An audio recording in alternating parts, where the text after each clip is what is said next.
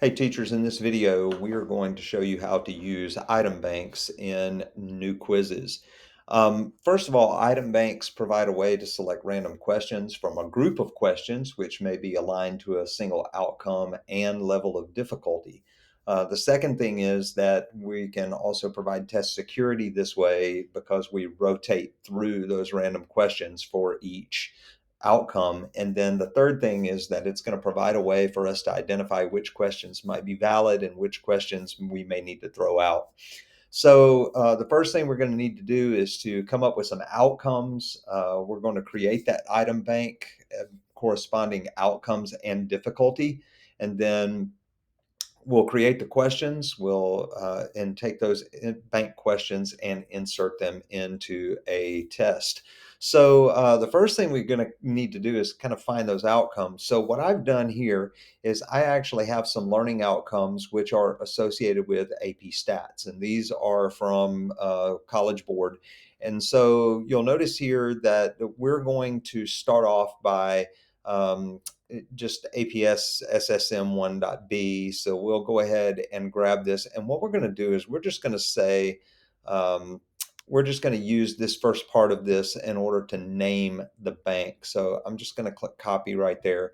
And then I'm going to come back over here and I've got these items in my course navigation menu. And what I'm looking for is item banks. Remember, item banks are not the same as question banks. Question banks actually belong to old quizzes or classic quizzes, and we're not going to be discussing that. We're just going to use new quizzes here. So you'll notice that I don't have any banks assigned to this course. However, I do have a number of different banks that are available to me as an admin. But what I'm going to do is just click on this course. It says you don't have any banks yet. Well, we're going to make one. So let's go ahead and click on add the bank, and we're going to name this bank identify key and relevant information. And then we're going to share the bank with AP Stats. That makes sure that this bank gets shared with this particular course, and then we go create bank. So it takes us back to this screen. It's a little bit inconvenient, but now I can go to this course and you'll notice that I have this particular bank here. So now what I'm going to need to do is to add questions to the bank because there's none in there yet. Well, what I did was I found an old AP Stats test, and what I'm going to do a is to create a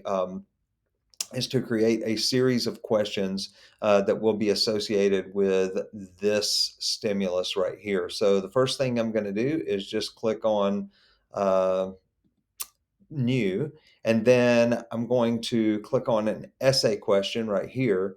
And what I'm going to do is just enter the question, enter the prompt, and it's going to be this: identify the treatments.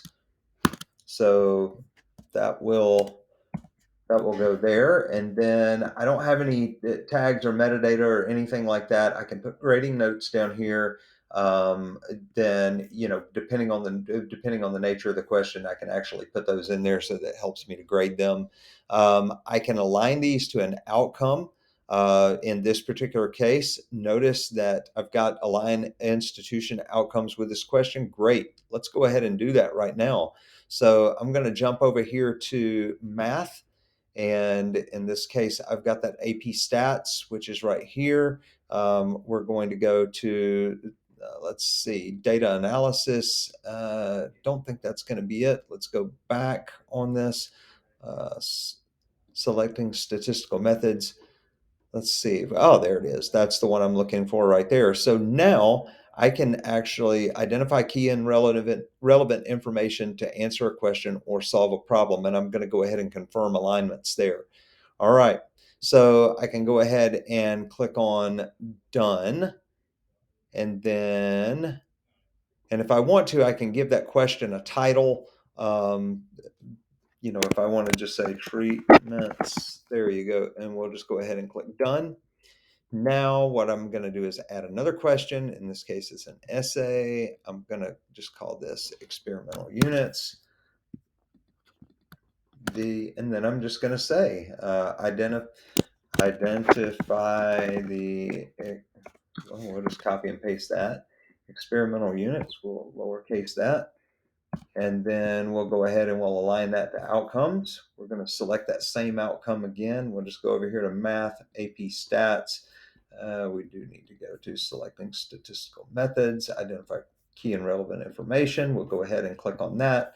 And then we'll go ahead and click Done. And then the next thing we're going to do is to click on a new question. And we're going to just call this one response variable. So rather than me type that, I'm just going to go over here and click. Oh, I think I see. And then let's go here. Response variable, and well, there we go. And then now we're going to type in identify the response variable. All right, so now I have 3 questions in this bank. And by the way, we're going to go ahead and align this to an outcome here.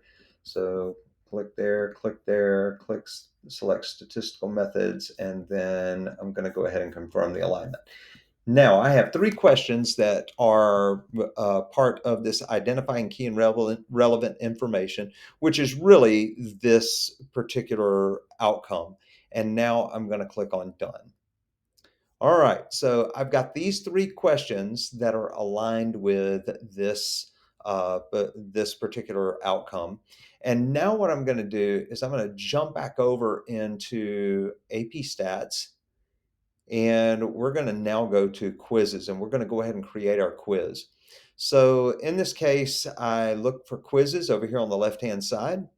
And then you'll notice here that I've got a sample test already. We're going to go ahead and create a quiz. And in this case, we're going to create a new quiz. I'm not going to remember my choices for this course because I may want to create a classic quiz at some point. But whatever the case, go ahead and click on submit.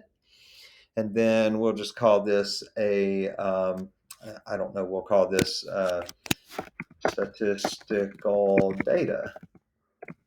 And almost statistical. There we go. And we'll just make this 100 points and we'll make it available to everyone. And now we're going to go down here and press build. All right. So let's take a look and see how we can build out a stimulus question, which we're going to utilize this stimulus right here. And I'm just going to copy and paste it. And so we'll just go ahead and click on add the question. And then in this case, this is a stimulus question. So the stimulus question is going to be the title of the question. In this case, I'll just put in, we'll put it in a little bit later. Answer the attached questions.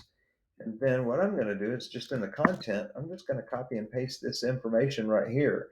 Now, this may not paste exactly like I want it to, but we're going to put all the questions to the right. And then what we're going to do is go ahead and click on done. All right. Oh, I can't leave the title blank. So let's just go ahead and put in, let's find out what that outcome was. Copy. And we'll just do, there we go. So identify key and relevant information. So this question right here, this stimulus is going to be attached to one of those 3 questions that we have provided a while ago. So I'm going to click on done. All right, so I have this stimulus, and now what I'm going to do is I'm going to attach a question to it. When I do that, you'll notice here that I actually have all of these different choices available to me. I don't want to use any of those. We're actually going to go over here, and we're going to now click on this item bank of questions. It used to be a little pig there, but now it's a folder. And we'll go ahead and click here. And you'll notice here that I can add all of these individually, or what I can do is I can click random. Whenever I do that, whenever I click random, let's try that. There we go. And then I'm going to come over here and click the X. Let's go ahead and trash that right there. We'll remove that.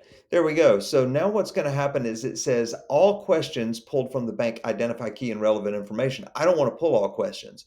I want each student to get a different question, or at least every third student to get a different question. So in this case, I'm going to randomly select questions, and I'm going to select one question.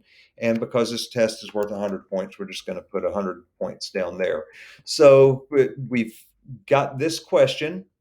Okay, or this source bank, we've got this randomly select one question from that bank, and then we're going to click on done. And now that test or this quiz, every time we look at it, should pull up a different question. Okay, so what I do is I come over here to preview, and I can click on this.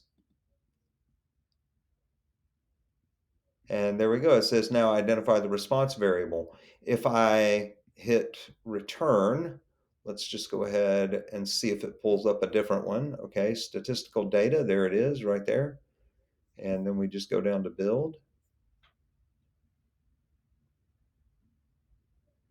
And then let's go ahead and let's click on preview.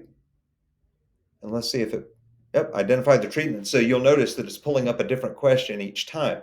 So what we're actually looking for is whether or not the student can perform this particular objective. And if we do that by connecting in by using quiz banks, it does increase our test security. It's really going to provide a way to determine which questions are valid here. You may end up finding that maybe you didn't teach a particular part of this subject or this objective, and you need to go back and teach it. So this is a good way for you to use as like a formative assessment if you want to. So I'm just going to go ahead and click on Exit Preview, and then we'll go ahead and we will hit Return, and then we can assign this test as we're ready. So, but anyway, that's how you use banks to or utilize item banks on new quizzes. If you have any further questions about this, please come by Learning Commons. You can send me an email, jbar@ccsk12.com, or feel free to radio me if you're one of our teachers here at CCS.